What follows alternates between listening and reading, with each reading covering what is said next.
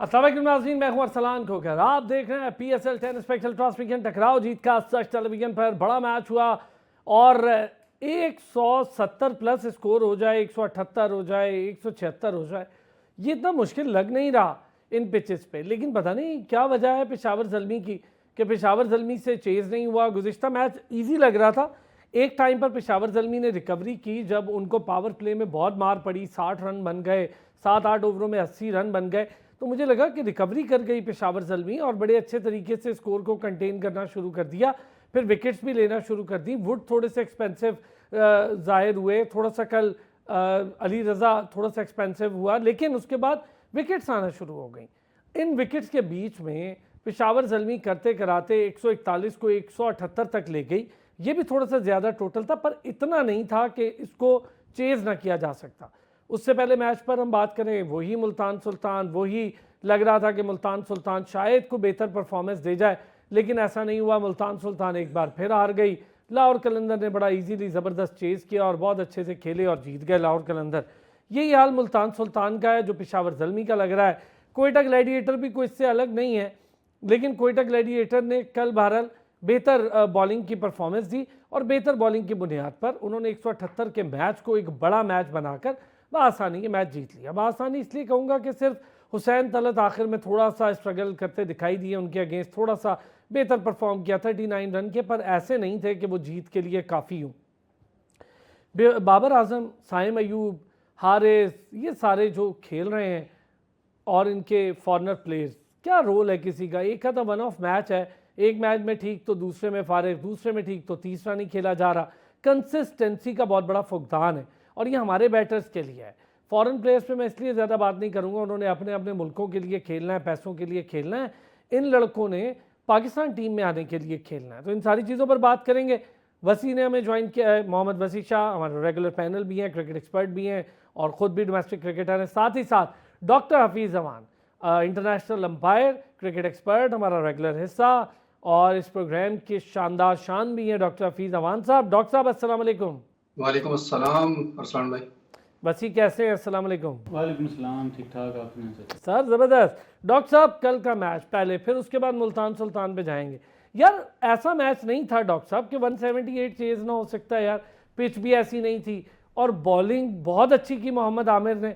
बाबर वाली बात मैं अलग करूँगा कि बाबर को खुद अब सोचना पड़ेगा, बार बार 2 बार फेस किया है दोनों मैचेस में बाबर आजम को मोहम्मद आमिर ने पेविलियन की राह दिखाई है, इस पर हम बाद में बात करेंगे। ओवरऑल क्या रहा? मुझे लगता था 145 146 तक शायद अच्छी बॉलिंग करना शुरू हो गई है पेशावर, 50 के बीच रिस्ट्रिक्ट करेगी, फिर वही 178 तक ले गए। अरसलान भाई, जो मुझे पेशावर का, अगर आपको याद हो, हम डे 1 से एक बात कर रहे थे, वो उस माइंडसेट से बिल्कुल बाहर नहीं निकल सकी और वो मुसलसल एक ही बीज बो रहे हैं और हर दफा को ये सोच रहे हैं, उनकी ख्वाहिश ये है कि फसल कोई और आगे से उग के आ जाए, बरामद कुछ और हो जाए, जो कि ऑफ कोर्स नहीं होगा। एक ही तरह के, एक ही, अगर आप देखें सारे, मतलब अगर वो इन आउट करते भी हैं प्लेयर्स को, तो उनकी शफलिंग अगर आप देखें तो वो उसी तरह ही है मोर और लेस, कि बाबर ने ओपनर आना है, सारा सामयूब तो हाँ ही ओपनर, वो वहीं पे वहीं खड़े हुए हैं। भाई अगर आपने मैच जीतना है तो देन चेंज योरसेल्फ ना, थोड़ा सा तो चेंज कर लें। अब जब पूरी दुनिया कह के थक चुकी है कि मिचेल ओवन आपके पास जेन्युइन ओपनर है, तो आप उसको दूसरा तीसरा चौथा भी नहीं, 5वें 6वें 7वें नंबर पे जाके खिलाते हैं, तो उसका क्या मकसद हुआ? सिर्फ आप फॉर्मेलिटी है कि आपने 4 फॉरवर्ड्स खिला सकते हैं आप, चूंकि तो आप उसको खिला लेते हैं। अदरवाइज तो मेरे ख्याल शायद उसका खेलना ना खेलना मुझे तो बिल्कुल बराबर लग रहा है कि अगर आप उसको इतने हैफ्टी अमाउंट दे रहे हैं किसी भी फॉरेन प्लेयर को, तो उसको उठा के ऊपर डालें जहां उसकी जगह बनती है और वो जेन्युइन है। और बाबर से परफॉर्म नहीं हो रहा। अब मेरा ख्याल है कि इस पे जरा और खुल के बात होनी चाहिए।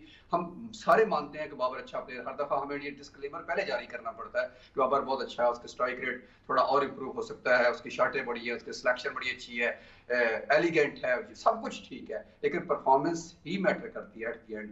आप जितनी मर्जी बुरी शॉटें खेल के 100 रन बनाए, 50 रन बनाए, वो मैटर करते हैं, रादर देन कि आप 10 रन 5 रन बना के टीम को प्रेशराइज करके चले जाएं, तो वो मैटर नहीं करता। तो बाबर की बतौर कप्तान बहुत सारे सवाल निशान है, बल्कि थिंक टैंक पर इंजी भाई, मोहम्मद अकरम, सारे बड़े बड़े नाम, डैरन सैमी, वहाँ पे कौन कौन सा नाम है जो नहीं बैठा हुआ, मुश्ताक अहमद, सारे वहां पर हैं, लेकिन फिर भी वो टीम क्यों परफॉर्म नहीं कर रही? मुझे तो लगता है कि उनका भी माइंडसेट जो है ना, थोड़ा सा मुल्तान के साथ मिलता जुलता हो गया है कि मुल्तान एटलीस्ट कोई कोशिश जरूर कर रही है कि कुछ ना कुछ बाहर आने की, शायद वो किसी गड्ढे में गिर गई है जहाँ से बाहर नहीं आ जा रहा, लेकिन पेशावर तो मुसलसल वो एक गड्ढे के ऊपर बैठ के खुद ही नीचे देख रही है कि हमने इसमें गिरना ही गिरना। सही बात है।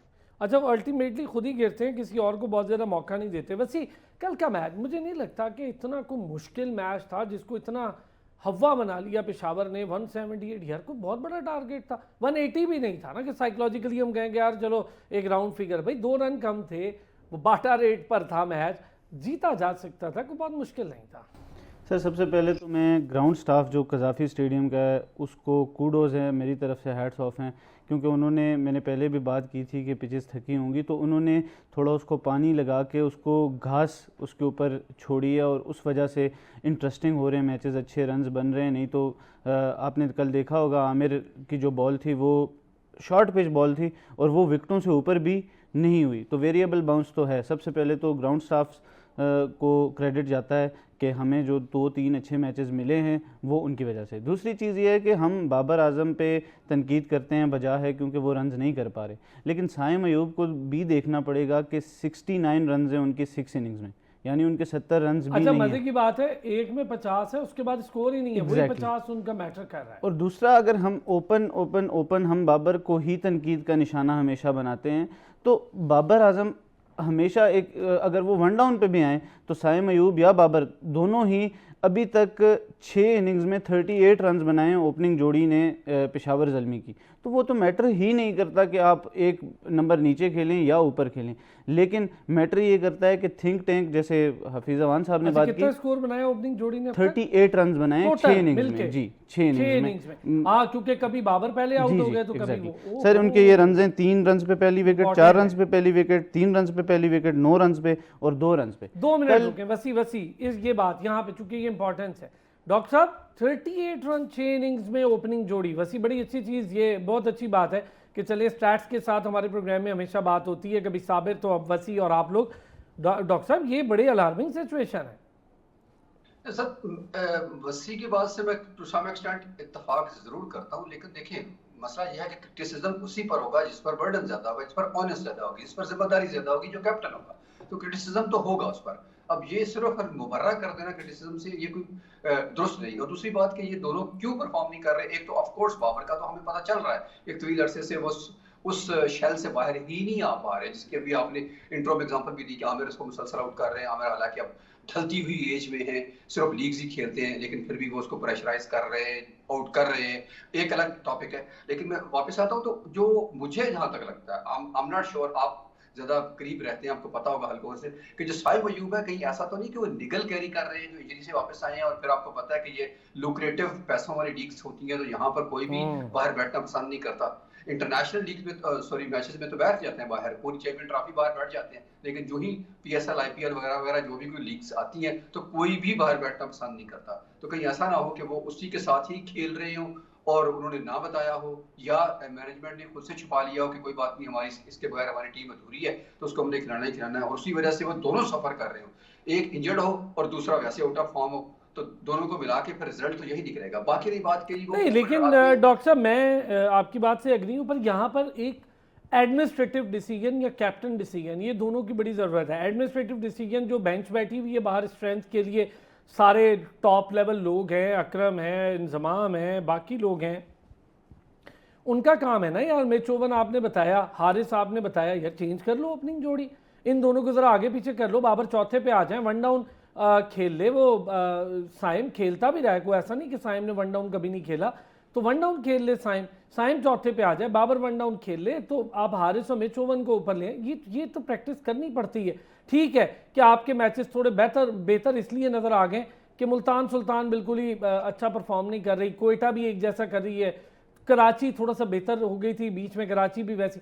अब मसला है तीन टीमें बॉटम पर है ना, तो आपने थोड़ा सा खेलना है, ऊपर आ जाना है, लेकिन आगे क्या होगा? देखिए अरसलान भाई, इस वक्त मुल्तान बॉटम पे है, तो पेशावर भी बॉटम पर ही है, 6 में से सिर्फ 2 मैच जीते हुए हैं। तो 2 मैच जीतना इतनी बड़ी टीम के लिए नाकाफी है। जिससे जैसे आपने थिंक टैंक की एग्जांपल दी, इतने बड़े लोगों को आपने साथ रखा हुआ है, तो वो कहीं नजर क्यों नहीं आता? मैच हार जाना नहीं प्रॉब्लम होता, मैच हार जाती है टीम, ज़ाहिर है दो टीम खेल रही, कोई एक ही जीत सकती है। लेकिन आप मुसलसल, जो हमने बात की ना गड़े वाली बात, कि वो उसी की तरफ, वो आप रिजल्ट सेम इसीलिए ले रहे हैं कि आप वही सोच रहे हैं, सेकंड टाइम फिर वही सोच रहे हैं, थर्ड टाइम फिर वही सोच रहे हैं। आपको जब पहले दिन हमने ये बात की थी कि आपने गलत स्पिनर्स की पिक की है, अब देख लीजिए, अब इनको यही समझ नहीं आता कि आरिफ को खिलाना है, महरान तो खैर वैसे ही नहीं खेल रहा, आरिफ को खिलाना है या सुफियान मुकीम को खिलाना है, 1 बाय 1 को खेले थे। यार लगता है कि उससे पहले खुद से टॉस करते हैं कि आज इसको खिला लेते हैं, चलिए आज इसको नहीं, आज इसको खिला लेते हैं। तो आरिफ की अच्छी परफॉर्मेंस के बावजूद उसको बाहर बैठना पड़ गया। तो मतलब उनकी अपनी जो क्लैरिटी है थिंक टैंक की, वो मुझे यहाँ पर नजर नहीं आती। उससे बेहतर है कि अब देखिए कोयटा सिर्फ कब्रार के साथ जा रहा है ना, जैसा भी है वो अच्छा है बुरा है, मैं ये नहीं कह रहा, लेकिन वो एक क्लैरिटी के साथ कॉम्बिनेशन को जा रहे डिस्टर्ब हैं। नहीं कर रहे, कॉम्बिनेशन को डिस्टर्ब नहीं कर रहे। वसी वापस Combination को आते हैं इस disturb पे।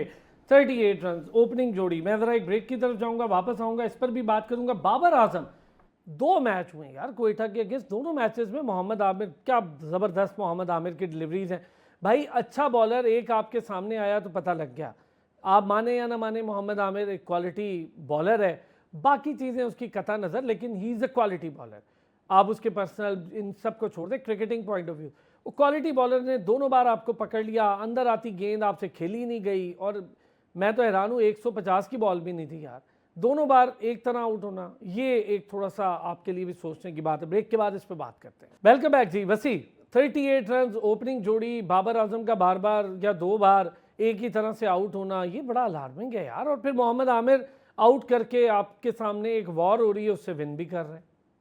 सर सबसे पहले तो ये है कि साइकोलॉजिकली बाबर आजम प्रेजेंट नहीं नज़र आ रहे होते ग्राउंड में। मैंने पेशावर ज़ल्मी और इस्लामाबाद यूनाइटेड का पिंडी स्टेडियम में लाइव मैच देखा, और उन्होंने एक डॉली मिस कर ली। कल 2-3 चौके उनकी बॉडी के नीचे से गुजर गए। It's unlike Babar Azam. Batting को तो छोड़ ही दें, बुरा पैच अच्छा पैच आता रहता है, बट फील्डिंग इज़ समथिंग कि जिसमें आप, अब जोंटी रोड्स हैं उनको आप फील्डिंग से जानते हैं। मोहम्मद कैफ इंडिया की टीम में फील्डिंग की वजह से खेलते रहे, और साइकोलॉजिकली जब आप प्रेजेंट, आपको मजे की बात कहूं, शादाब के नाकिद भी हमेशा ये कहते रहे कि भाई यार फील्डिंग तो बहुत अच्छी करता है, और फील्डिंग की वजह से वो हमारे 15-20 रन भी रोक देता है। एग्जैक्टली। और कल 2 चौके तो बाबर आजम ने, जो शोर शॉट रुकने वाले चौके थे वो उन्होंने छोड़ दिए। उससे प्रेशर भी पड़ता है बॉलर के ऊपर, और फिर जब वही बंदा कप्तान हो जो फिजिकली इमोशनली मेंटली ग्राउंड के अंदर ही ना हो, सिर्फ फिजिकली हो और इमोशनली और मेंटली ग्राउंड के अंदर ना हो, तो फिर उसके टीम के ऊपर यही ट्रांसलेशन आती है। जिस तरह आपने 2-3 बार इस चीज़ को कहा कि जैसे 150 तक रोक सकते थे, लेकिन वो कैप्टेंसी डिसीजंस इस तरह हुए कि वो 170 हो गया। और जब 170 हो जाता है और फिर उसके बाद आपको आमिर का पहला स्पेल खेलना पड़ता है, तो फिर बड़े मसाइल होते हैं। और आमिर ने कल जो बॉल किया बहुत अच्छा, मुझे 2017 रोहित शर्मा वाला बॉल याद हो गया, चैंपियंस ट्रॉफी वाला। जी बिल्कुल। लेकिन यह है कि आप ओवरकम करना पड़ेगा, क्योंकि आप फंस रहे हैं। लेफ्ट आर्म फास्ट बॉलर है, स्पिनर है, आप उस पर फंस रहे हैं, और इसकी नहीं यार लेग स्पिनर राइट आर्म भी हो, राशिद फंसा लेता बाबर को। ये और दूसरी एक और चीज़ जो आप बात कर रहे थे, मैंने सुफियान मुकीम के लिए लास्ट वीक बात भी की इसी प्रोग्राम में, शायद उन्होंने बात तो मान ली, लेकिन थिंक टैंक की बात है, एक और बात है, हफीज़ अमान साहब भी इस पर ऐड करें तो वो होगा कि सुफियान मुकीम को इन्होंने कल खिलाया, वो लेफ्ट आर्म स्पिनर हैं, और 3 लेफ्ट हैंडेड बैटर्स हैं टॉप ऑर्डर में क्वेटा ग्लैडिएटर्स के। तो आप जब लेफ्ट आर्म को एक्सपोज करेंगे लेफ्ट हैंडर्स के सामने, तो वो कैसे परफॉर्म करेगा, बड़ी मुश्किल हो जाती है। तो इन चीज़ों को थिंक टैंक को सोचना चाहिए। अगर हम यहाँ पे बैठे हुए सोच सकते हैं कि ये चीज़ इस ऐसी कॉम्बिनेशन के साथ इस तरह जाना चाहिए था, तो आरिफ याकूब जो अच्छी परफॉर्मेंस भी दे रहे हैं, सब कुछ है। अच्छा फिर तो मुसलसल खिला रहे हैं यार उसको, आप एकदम कैसे डिस्टर्ब कर सकते हैं। अच्छा चले, सुफियान मुकीम को खिलाया आपने, अच्छा किया, और स्कोर भी एक टाइम पे डॉक्टर साहब कम हो रहा था। पहले ज़रा आमिर वर्सेस बाबर इस पे बात करूंगा, फिर मैं ये जो 141 से अचानक एक्सेलरेट करके 178 पे गया ना, जहां पर लूज बॉलिंग हुई, इस पर भी थोड़ी बात करूंगा। ये बाबर वर्सेस आमिर क्या मामला है डॉक्टर साहब? सर मुझे लगता है कि बाबर जो है ना, वो आमिर के सारे टीवी प्रोग्राम जरूर देखते हैं। उसका प्रेशर नजर आ रहा है उस पर। हालांकि मेरा ख्याल था और मुझे लगता भी यही था कि इनको नहीं देखना चाहिए, सोशल मीडिया से दूर रहना चाहिए, क्योंकि द रीजन इज कि मैं अब रियली सीरियस, मजाक बरतरफ, रियली उसकी वजह है कि जब आमिर की बॉडी लैंग्वेज आप देखते हैं, जब आप प्रोग्राम में बात करते हैं, रिगार्डलेस आप उसे मुत्तफिक हो या ना हो, वो बहुत क्लैरिटी के साथ बात करते हैं। बहुत सारी बातों से मुझे भी इख्तिलाफ है उनके, लेकिन वो जो बात कर रहे होते हैं ऐसा लगता है कि या ही मीन्स इट। और जब आप बॉलिंग की बात भी कर रहे हैं, बॉलिंग को एक्सप्लेन कर रहे होते हैं प्रोग्राम में खड़े होकर टीवी शो में, तो आपको पता चलता है कि हाँ यार, ही नोज कि मुझे मैं क्या बात कर रहा हूँ। बहुत सारी बातें होती है जैसे अनक्लियर होती है, बहुत सारे एनालिस्ट की बातें क्लियर नहीं होती। तो मुझे कभी आमिर की बात में इबहाम नजर नहीं आया, और यही चीज उसने टीवी में बैठ बैठ के बाबर को इतना प्रेशराइज कर दिया है कि बाबर को लगता है कि मैंने आउट ही होना है। जो अभी वसी ने बात की ना, साइकोलॉजिकल वो मेंटल लॉक इतना ज्यादा हो गया बाबर का कि अब उनको लगता है कि अगर आमिर आ गया ना तो मेरी मतलब जान बख्शी नहीं होगी। नहीं तो डॉक्टर साहब, उससे मैं निकल देखें मतलब इस पर जो है ना थोड़ा सा डिफरेंट ओपिनियन है मेरा। अच्छा, हम एक और दोस्त बड़ी देर से हम उनका वेट भी कर रहे थे, फाद लियाकत ने भी हमें ज्वाइन कर लिया, लेकिन मैं ज़रा ये जो बाबर वर्सेस आमिर, इसके थोड़ा सा डिफरेंट परसेप्शन पे थोड़ी सी बात करूँगा।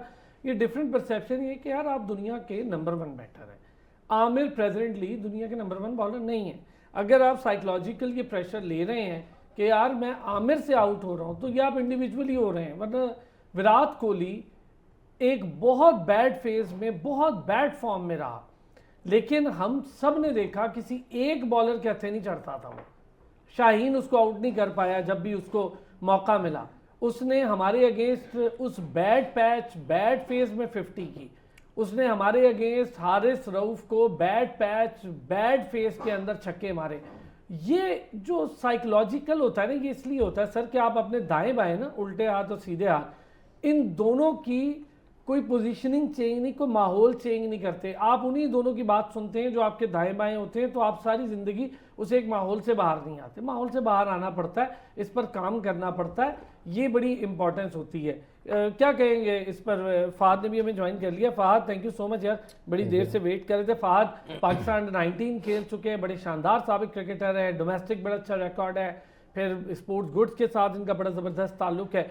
तो फहद कैसे हैं? सर ठीक ठाक, आप कैसे हैं? बस ज़बरदस्त, आ गए, पहुंच गए यार। शुक्रिया, एक तो लाहौर से आप आए और हमारे शो के लिए आपने ज्वाइन भी किया, और चूंकि आप खुद क्रिकेटर हैं, मुझे बताएं फहद, ये जो बाबर वर्सेस आमिर है, इस पे बहस चल रही है जी। बीइंग अ क्रिकेटर, और आपने तो इंटरनेशनल लेवल क्रिकेट खेली, तो बीइंग अ क्रिकेटर क्या सोचते हैं, क्या प्रॉब्लम क्या आ रहा है यार बाबर आजम का? सर बाबर जो है ना, उसको थोड़ा सा अपनी टेक्निक पे काम करने की ज़रूरत है। देखें, बैड पैच सब प्लेयर्स पे आते हैं, सही है, बड़े से बड़े प्लेयर्स पे भी आते हैं, लेकिन वो बैड पैच के कई वजूहात होते हैं। ठीक है, आपकी बॉडी कभी फॉल कर रही होती है, आपका हेड फॉल कर रहा होता है। मैं तो ये हैरान हूँ कि अब आपने देखा इतने कोचेस की टीम, इतने एक्सपर्ट्स, एनालिस्ट साथ बैठे होते हैं, हम चीज़ें नोट कर रहे होते हैं, मैं हैरान हूँ कि वो नोट नहीं कर रहे। ये बड़ा अच्छा सवाल है, हमारे लिए भी है। अब देखिए कल क्यों आउट हुआ वो, जिस तरह एक नया बच्चा नहीं होता, वो एक मिसाल देते हैं, कैंची बनी बाबर की, क्रॉस। अच्छा, बाबर अब आमिर को इतने सालों से खेल रहा है, बाबर को ये पता होना चाहिए कि आमिर के पास है ना एक ही बॉल है, अंदर बहुत अच्छा लाता है। मैं अग्री। ठीक है, आपको उस अच्छे बॉल के लिए तैयार होना चाहिए। लूज बॉल मिल जाता है, जब आप बॉलर का अच्छा बॉल रोक लेते हो या खेल लेते हो, तो लूज बॉल वो खुद करता है बॉलर। ये साइकोलॉजिकल चीजें हैं। अग्री। और इतना बड़ा प्लेयर होने के बाद भी मैं आपको बताऊं, बाबर की थोड़ी सी फॉर्म लगी है। कल जो उसने आते ही 2 चौके मारे हैं, ठीक है ना, उससे पहले 50 भी अच्छी की है, 50 भी अच्छी की है। बाबर को ना थोड़ा सा शफल, अब देखिए मैं जो T20 क्रिकेट है ना अरसलान भाई, आपको पता है it's totally different as compare to one day और टेस्ट क्रिकेट। ठीक है, this trigger movement is good where ball is swinging a lot when you have the time to survive, but this trigger movement is not that workable in T20। आप उठा के देख लें, बड़े player इस वक्त जो T20 के अच्छे प्लेयर्स हैं, वो ट्रिगर मूवमेंट या शफल नहीं कर रहे हैं, वो मिडिल स्टंप का गार्ड लेते हैं और ऑफ स्टंप तक उसको कवर रखते हैं, हिट्टे मारनी है। बाबर ये टेक्निकली बड़ा अच्छा बताया, मैं टेक्निकली बात कर रहा हूँ। बाबर जो है ना अपनी उसी टेक्निक पे खेली जा रहा है ये वनडे के लिए बेहतर हो सकती है, टेस्ट के लिए बेहतर हो सकती है, but I am sorry to say this technique not gonna work in T20। एक मिनट देंगे मुझे फहद।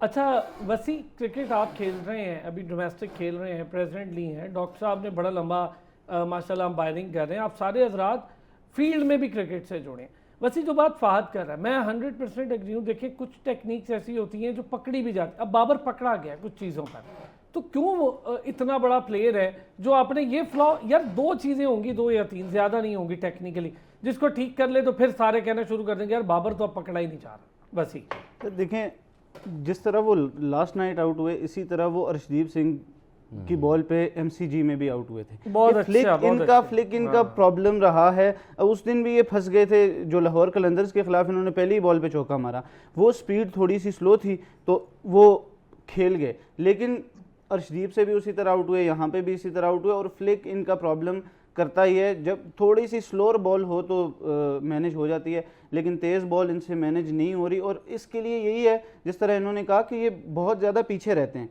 जब वो लेग स्टंप का आप गार्ड लेते हैं तो वो ट्रिगर मूवमेंट करके आप बिल्कुल सामने आ जाते हैं और कैंची बन जाती है। वो क्रिकेटिंग वर्ड्स में वो कैंची होती है कि आपके टांगे इस तरह बिल्कुल हो जाती है, हेड फॉल, तो हेड फॉल करता है। तो जब आपकी बॉल पर से नज़र हटती है, और एक और चीज़, इससे पहले का एक थोड़ा सा इंसिडेंट जो उनके सर पे बॉल लगा, उसका बहुत बड़ा इम्पैक्ट होता है। जब आमिर ने पहले ही ओवर में उनके सर में बॉल मारा तो उसके बाद भी उनको शैटरिंग हुई होगी कि यार सर मैं आपकी बात से एग्री हूँ। बैट्समैन के सर पे बॉल, ब्राइट लारा जैसे कि सर पे भी लगा, सचिन के भी लग गया, ये सब कुछ हो गया। आपको याद होगा डॉक्टर साहब, सचिन के सर पे बॉल लगा था, उसके बाद 92 रन किए थे, और दुनिया के फास्टेस्ट बॉलर का बॉल लगा था शोएब अख्तर का, और उसने 92 रन किए थे। उससे अगला बॉल शोएब अख्तर ने मुंह पर किया था, सचिन ने अपनी बॉडी को थोड़ा सा बैक करके ऑफ साइड पे ब्लेड के साथ छक्का मारा था, अगर आपको याद हो तो। सर ये बड़े प्लेयर और बहुत बड़े प्लेयर में फर्क होता है। ये सचिन का, गैरी कर्स्टन की बात कर लें आप, मतलब कौन सा बड़ा ऐसा बैट्समैन है दुनिया का जिसको बॉल नहीं लगा होगा? शायद ही कोई ऐसा हो, बहुत ही कम होगा सब। और जब से हेलमेट आया तब तो लोग थोड़े से और भी हो जाते हैं कि खैर लग भी गया तो कोई बात नहीं, वो ज्यादा दलेरी से खेलने लगे। लेकिन फर्क बेसिकली ये है कि जो मैं इससे आपकी बातों से, दोनों की बातों, फहद की बात से भी और वसीम की बात से भी डिसएग्री नहीं कर रहा। ये टेक्निकली बहुत अच्छी बातें लग रही हैं, सुनने को भी अच्छी लगती हैं और सेंस भी करती हैं कि हाँ ऐसा है, ऐसा है, ऐसा है। लेकिन जो मेरा इख्तलाफ थोड़ा सा वो ये है कि अगर बाबर को मैं, फहद, वसी, अरसलान या बाकी जितने भी सारे के वो बताएंगे। अब आपने जैसे कहा कि उन्होंने फौरी तौर पर एडजस्टमेंट की सचिन ने, और उन्होंने छक्का मारा, तो ये एडजस्टमेंट विद इन द, याद होगा, बल्कि मुझे एग्जांपल याद आ गई, अपने शाहिद अफरीदी को लगा था जब बॉल, और वो सर पे भी लगा था, वो तो सीधा उनके यहाँ लगा था, धप धप करके लगा था। उसके बाद बॉलर की कमबख्ती आ गई थी, उसके बाद बॉलर की कमबख्ती आ गई थी, बॉलर की कमबख्ती आ गई थी। तो आपको वहां पे बजाय नीचे लगने के आपको ऊपर आना है, बढ़ना है। टेक्निकल बातें सारी अच्छी होगी, बहुत खूबसूरत होंगी, एक इंच आगे खड़े रहने। अच्छा डॉक्टर साहब, एक ब्रेक की तरफ जाना है। मैं ये जो टेक्निकल चीज़ें, ये जो बातें हम कर रहे हैं ना, ये वो चीज़ें जो अभी हमारे क्रिकेट में प्रिवेल कर रही है, नज़र आ रही हैं। मतलब इसकी और बहुत सारी मिसालें हैं। बहुत अच्छी मिसाल एक इंजमामुल्लाह को कर्टली एम्ब्रोज का वो टेस्ट मैच है, बड़ा मशहूर व मारूफ, जिसके अंदर कर्टली एम्ब्रोज ने 2 बाउंस मारे, एक करीब से गया, एक हेलमेट की बिल्कुल एज पे लगा, तीसरे में उसने थ्रो करके बाकायदा प्रेशराइज किया। चौथी बॉल, 5वीं बॉल और 6ठी बॉल 2 छक्के और 1 चौका लगा कर्टली एम्ब्रोज को। तो ये कर्टली एम्ब्रोज जैसे बड़े बॉलर, कॉटनी वॉश जैसे बड़े बॉलर्स, इन लोगों की पिटाइयाँ होते भी हमने देखी हैं। और हमने दुनिया के अच्छे से अच्छे प्लेयर, रिची रिचर्डसन जैसा प्लेयर जो हेलमेट भी बड़ा कम बेशी पहनते थे, उनको बड़े अच्छे अच्छे बॉलर्स को फेंटा लगाते देखा है, बड़े ज़बरदस्त तरीके। लेकिन ये बैट्समैन जो होते हैं या बॉलर होते हैं, ये अपनी स्ट्रेंथ होती है साइकोलॉजिकल हर बंदे की, और एक अलग लिमिट होती है। ब्रेक के बाद इस पर भी बात करते हैं। वेलकम बैक जी। और बड़ी ही मज़ेदार टेक्निकल डिस्कशन भी हो रही है, चूँकि क्रिकेटर्स भी मौजूद हैं, अंपायर, और ज़ाहिर है अंपायर भी ऑन फील्ड काम कर रहे होते हैं, तो बड़ी टेक्निकल चीज़ें कि वजह क्या हो सकती है। बहुत अच्छी फहद ने बहुत मज़ेदार सी चीज़ हमें बताई कि हेड का फॉल होना, बॉडी और आपकी जो लेग्स हैं उन दोनों की मूवमेंट बड़ी डिस्टर्ब हो, जैसे वो कैंची क्रिकेटिंग टर्म में कह रहे थे, तो हम कहते हैं क्रॉस लेग्स बनाकर खेलना। तो ये बड़ी अलग अलग चीज़ें हैं। अच्छा डॉक्टर साहब, आप कुछ बात कर रहे थे, मैं चाहूँगा ज़रा हम इस पर बात करें। यार कोई भी प्लेयर हो, एक जैसे माहौल में रहे ना, मतलब चंद लोगों के बीच में, तो मेरा नहीं ख्याल कि ऐसा तो आम इंसान के साथ भी होता है, एक जैसा माहौल उसको ज़हनी तौर पर पस्त कर देता है, फिर उसको ज़रा छुट्टियां या बाहर देखने की ज़रूरत पड़ती है। क्रिकेटर के लिए तो बहुत ज़रूरी है ये। अरसलान भाई, पहले तो हर जगह आपने अंपायर का जिक्र किया, तो बिल्कुल जहां से मैं देखता हूं यानी कि स्टंप के पीछे से वहां कोई और नहीं देखता। आप टीवी पर जितना मर्जी देख लें, वहां पर हमने देखा कि बड़े बड़े प्लेयर्स जब थोड़ी सी उनको प्रॉब्लम होती है या वो अग्रेशन का माहौल क्रिएट होता है तो अपने आप को कैसे एडजस्ट करते हैं, वहां कोई साइकोलॉजिकली वो अपना स्पोर्ट्स डॉक्टर साहब इसीलिए तो आपको देख के तो हमने अलीम डार को लगा दिया उसमें सिलेक्शन में।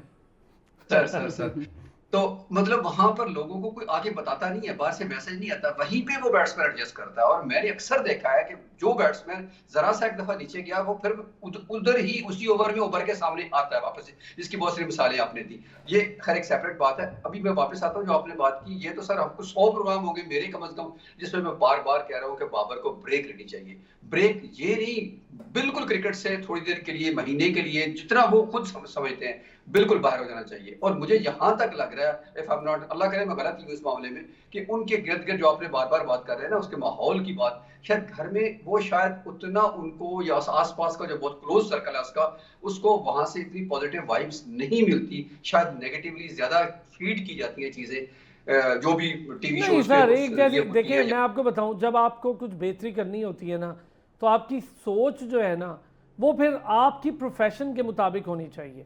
मैं कई बार लातादाद मिसालें बार बार आपके सामने दे चुका हूँ। मैं पाकिस्तान में भी दे सकता हूँ, मैं यूनुस खान की मिसाल दे सकता हूँ। यार एयरपोर्ट से बंदा उतरता है और फौरी तौर पर वो कराची में रहने की बजाय वो 4 महीने का एक बड़ा लंबा टूर मार के आ रहा होता है, एयरपोर्ट से उतरता है, हबीब बैंक का मैच होता है, वो सब छोड़ छाड़ के हबीब बैंक के मैच में चला जाता है। यार बहुत बड़ी बात है। सचिन तेंदुलकर कितना बड़ा टूर खेल कर आते हैं और एक नॉर्मल मुंबई का मैच होता है, कितना बड़ा वर्ल्ड कप का टूर, वो नॉर्मल मुंबई के मैच में चले जाते हैं। रोहित शर्मा, सर ये मिसालें हमारे पास मौजूद है। वसीम अकरम, इवन वसीम अकरम को पीआईए के मैच खेलने के लिए फौरी तौर पर बुला लिया गया। बहुत सारे लोग हैं। फहद, ये जो मिसालें हमारे पास मौजूद है, कुछ मिसाल देना चाहता हूँ आपको। आपने बड़ी अच्छी बात की इस्लाम भाई कि यूनुस खान उतरा और हबीब बैंक का मैच खेलने चला गया। मैं आपको ऐसी ऐसी मिसालें दूंगा कि आप इससे भी ज़्यादा हैरान हो जाएंगे। इजाज़ अहमद एंड शुएब मलिक, ठीक है, दे यूज टू प्ले देयर जो क्लब क्रिकेट है फ्रॉम सियालकोट, ठीक है, और हम सेम टीम में थे, मैं कैप्टन था। शुएब वॉज सो कीन, Shoaib was the captain of Pakistan team. और डिस्ट्रिक्ट चैम्पियनशिप जो होती है हर शहर की, हम लोग जब फाइनल में पहुंच जाते थे ना, तो शुएब फाइनल रुकवा देता था। वो अपनी डेट्स चेक करता था, अगर वो बाहर है कि मैंने आगे फाइनल खेलना है, मैं क्लब मैच की बात कर रहा हूँ, ठीक है। इजाज़ भाई को, जायद फजल को मैंने अपनी आंखों से देखा हुआ है, फॉर्म नहीं लगी, they back into the club cricket, क्योंकि आपकी बेस जो है जहाँ से आप बनते हो वो क्लब क्रिकेट है। ना वो ग्रेड 2 है, ना वो अंडर 19 है, ना फर्स्ट क्लास है, ना बैंक है, ठीक है, वो है क्लब क्रिकेट। अपने नेट में आओ, 200 गेंदे खेलो, 400 गेंदे खेलो। देखिए एक प्रैक्टिस होती है, कैंप लग गया या एकेडमी लगी हुई है, जब बंदा फंसता है ना, सेल्फ प्रैक्टिस करनी पड़ती है। मैं अग्री हूँ, उसी से हम सारी जिंदगी हमने ये की है। अच्छा, ये नहीं, अगर मैं आपकी बात से लूँ कि जो डोमेस्टिक क्रिकेट में वसी हमारे ये अच्छे क्रिकेटर नहीं जा रहे, 2018 के बाद से तो मुझे ना शाहीन नजर आया, ना रिजवान, ना बाबर, ना ये सारे लड़के। शादाब को भी एक जाके खेलना पड़ा, लेकिन शादाब ने उसमें भी कहीं बॉलिंग नहीं की, कहीं बैटिंग पे पीछे रहा, कहीं फील्डिंग नहीं की, तो बहरहाल नहीं खेलते हैं डोमेस्टिक क्रिकेट। इसका नुकसान हम देख रहे हैं। सर शुएब मलिक की इन्होंने बात की, जब वो कप्तान थे वो तो खेलते ही थे, वो अब भी हम कहते हैं ना उनकी फिटनेस का क्या राज है। फिटनेस का राज है ग्राउंड के साथ जुड़े रहना, सिंपल इज़ दैट। ये वन लाइनर है। और वो आज भी इसी तरह क्लब क्रिकेट का मैच कोई मिस नहीं करते। और जब वो पाकिस्तान में, ऑब्वियसली उनकी और भी बहुत सारी कमिटमेंट्स होती हैं, तो जब वो सियालकोट में होते हैं या लाहौर में होते हैं इवन, तो वो LCCA या किसी भी ग्राउंड में वो क्लब क्रिकेट का मैच आज भी खेलते हैं। और दूसरी बात ये कि सर सबसे बड़ी बात ये, हम डोमेस्टिक क्रिकेट से ज़्यादा अगर ग्रास रूट लेवल पे बात करें ना, द प्रॉब्लम इज़ कि हमारे क्लब क्रिकेट में मैंने आज तक कभी भी 50 ओवर का मैच नहीं खेला। 40-35, 35-40, 35-40 ओवर का मैच होता है। उसमें आप क्या टेम्परामेंट बिल्ड करेंगे? आप बॉलर से 35 ओवर का मैच है तो मैक्सिमम एक बॉलर 7 ओवर करेगा। शायद अब बेहतर हो गया होगा, जब मैं क्लब क्रिकेट Never. खेलता तब भी यही होता Never. था, कभी 35 40 कहते थे, कभी 30, कभी 35, ऐसे ही होता और दूसरा पिचेस के हालात इस तरह हैं अक्सर तो सिमेट्रिक पिच है। बिल्कुल। और चलें थोड़ा बेहतरी आई है इस्लामाबाद की हद तक, और तो बैकग्राउंड अब जैसे मैं मानसेरा से हूँ तो मानसेरा में कोई ग्राउंड नहीं है, एक ग्राउंड भी नहीं है। हमारे मानसेरा के लड़के ट्रायल्स देने, पीसीबी के ट्रायल्स देने वो एबटाबाद आते हैं। तो ये हालात हैं। इस्लामाबाद में फिर भी है, लेकिन उसके बावजूद कोई पुरसान हाल नहीं है। और 35 ओवर और 40 ओवर्स के मैचेस खेल खेल कर आप कभी भी टेम्परामेंट और बड़े वो नहीं हो सकते। दूसरी बात ये कि कोहली ने जब उन पे बैड पैच आया तो वापस गए, उन्होंने क्रिकेट खेली, डोमेस्टिक क्रिकेट खेली, काउंटी क्रिकेट खेली, और उन्होंने जब कम बैक किया तो अब देख लें कि उन्होंने एक साल में तकरीबन 10 सेंचुरियाँ कर ली हैं। तो इसमें कोई मज़ायका नहीं है कि बाबर आजम को वापस जाना चाहिए, डोमेस्टिक क्रिकेट खेलनी चाहिए, पाकिस्तान की काउंटी का एक सीज़न खेलें, यही क्रिकेटर के लिए ये ब्रेक होती है। रिजवान को भी जाना चाहिए, रिजवान की भी उस तरह की कंसिस्टेंसी देखें, 76-100 कर देने से मैच नहीं जीत पा रहे, काफ़ी अपने आप को रिवैम्प, कैप्टनसी भी जाके वहाँ पर प्रैक्टिस हो सकती है, ऐसी बात नहीं है। क्या कहेंगे डॉक्टर साहब, ये importance of first class cricket पे ज़्यादा बात हो रही है? देखिए, इसमें कोई शक नहीं कि हमारा इंफ्रास्ट्रक्चर उतना मजबूत नहीं है, लेकिन मैं दोनों दोस्तों की बात से बिल्कुल एग्रीड हूँ। वो ये कि डोमेस्टिक क्रिकेट तो आप उस वक्त खेलते हैं जब उस लेवल पर पहुंच जाते हैं। बेसिक क्रिकेट तो आप शुरू करते हैं अपने क्लब से, वो जो आपका लोकल क्लब होता है, यूनिवर्सिटी का क्लब है, या मतलब जो भी मोहल्ले का क्लब है, या जो रजिस्टर्ड क्लब है, या इवन अनरजिस्टर्ड क्लब है, जहाँ से आप पहली दफा बैट पकड़ना सीखते हैं। और वहां आप वो सारा प्रोटोकॉल फॉलो करते हैं जो आपको उस क्लब का ओनर या उसका मैनेजर या जो भी होता है, जो उसको चला रहे होते हैं अपनी जेब खास से, वो सारे का सारा आपको फॉलो करना पड़ता है। आपको एक पूरा दिन फील्डिंग करना पड़ती है, बॉलिंग नहीं मिलती, बैटिंग नहीं मिलती, कुछ स्लोली ग्रेजुअली आप आगे जाते हैं। जब आप बड़े बन जाती है तो फिर आपका बड़ापन ये है कि आप वापस उसी जगह पर जाएं जहां पर आप 12वें प्लेयर के तौर पर खेलें। आप पानी पिलाएं, एक मैच में नहीं, 2 में, 3 में, आप गुड एग्जांपल सेट करेंगे अपने क्लब के अंदर कि बच्चे आपको फॉलो करेंगे कि हाँ जी, हमारा आज पाकिस्तान खेलने वाला, पाकिस्तान का कप्तान आके हमें पानी पिला रहा है, वक्फे में आके अंपायर्स के इजाजत से वो अंदर आता है, वो आके हमें पानी पिलाता है, या हमारे ग्लास लेके आता है अंदर। इसी तरह आप झाड़ू लगाएं, वहां पर आप उस पर रोलर करें, जो जुड़त की बात की है ना, उसके साथ ताल्लुक पैदा करने की ग्राउंड की, वो आपके इक्विपमेंट से पैदा होती है। ये नहीं होता कि आप आउट होकर गए, बैट आपने इधर उछाला, ग्लव्स आपने उधर उछाले, पैड उतार के फेंक दिए, गुस्सा किसी और पर था, बैटिंग पर था, निकाल किसी जूनियर प्लेयर पर दिया। तो ये वो सारी चीजें हैं जो आपको साइकोलॉजिकली गलत डायरेक्शन में लेके जा रही है। और मुझे रिजवान की भी कुछ चीजें ऐसी नजर आ रही हैं, अगर उसका चेहरा आप देखते हैं तो बहुत सारी ऐसी गलतियां कर रहे हैं जो आपको बीइंग कैप्टन, बीइंग बड़ा प्लेयर ऐसी नहीं करनी चाहिए, जो रोल मॉडल एग्जांपल अच्छी नहीं है जूनियर्स के लिए। अच्छा तो डॉक्टर साहब, चूंकि हम ना कल भी इस पे थोड़ी डिटेल डिस्कशन करेंगे, आज का मैच है नहीं है, तो कल हम जरा इस पे और भी बात कर लेंगे। फहद, ये बताएं किस टीम का पलड़ा इस पीएसएल में आप सबसे बेटर देख रहे हैं? सर अभी तक तो इस्लामाबाद का देख रहा हूँ, आगे भी यही कंटिन्यू करेगी? बिल्कुल, क्योंकि कम्बिनेशन अच्छा बन गया है, और अब यहाँ और डिस्टर्ब भी नहीं कर रहे हैं वो, डिस्टर्ब भी नहीं, और यहाँ पहुँच के मुझे नहीं लगता कि उनको गिरना चाहिए, कॉन्फिडेंस हाई रखना चाहिए। बात कम्बिनेशन की होती है। देखिए, हमारी पाकिस्तान टीम में प्रॉब्लम क्या आ रही है, सबसे बड़ी कॉम्बिनेशन नहीं बन पा रहा, और कॉम्बिनेशन बनते हैं आपको थोड़ा परसिस्टेंट होना पड़ता है। जब when you keep on changing the players you can not make a good combination. जबरदस्त। वसी क्या कहेंगे, इस्लामाबाद ही? थोड़ा सा मैं हफीज़ अमान साहब की बात पे जल्दी से वो करूँगा कि हमारे कुछ ऐसे प्लेयर्स हैं क्लब में, मैं जिनको पर्सनली जानता हूँ, हमारे क्लब और ओवरऑल की बात कर रहा हूँ, कि अगर वो रीजन खेल लेना सर, तो 9 बजे का टाइम हो तो वो 10 बजे ग्राउंड में आते हैं। तो ये थोड़ा सा यहाँ का मसला होता है। और दूसरी बात यह है कि इस्लामाबाद यूनाइटेड बहुत अच्छा खेल रही है, और जिस तरह हम क्वेटा ग्लेडिएटर को बहुत ज़्यादा तनकीद का निशाना बना रहे हैं, वो 2 मैचेस जीती है, अच्छे मैचेस जीती है, और it is a team to look forward. अच्छा, मैं नाम नहीं लूँगा, लेकिन हमारे इस्लामाबाद के, हैदराबाद, कराची के कुछ लड़के जो पाकिस्तान से खेले, वो जब मैच होता था ना तो वो 11-12 बजे आराम से आते थे, कहते थे क्या आया है, वो कहते थे जी सर बॉलिंग होगी, चलो मेरे ज़रा 4-5 ओवर करने दो मुझे। वो डायरेक्ट जाते थे, 4-5 ओवर करते थे, बैग गाड़ी में रखते थे और निकल जाते थे, और फिर आते थे और जब कहते थे मुझे मैसेज कर देना जब बैटिंग आई। ये मैंने खुद देखा है, और फिर आज वो आपको नज़र भी नहीं आ रहे हैं, और बड़े बड़े नाम हैं, मैं नाम नहीं लूँगा, उससे फिर बड़ी अजीब तज़ीक हो जाती है। फहद, बहुत शुक्रिया आपका, थैंक यू सो मच। वसी, थैंक यू सो मच आपका। डॉक्टर हफीज़ अमान साहब, thank you so much sir, आपका भी। कल फिर होती है आपसे मुलाकात, और कल मज़ीद करेंगे बात।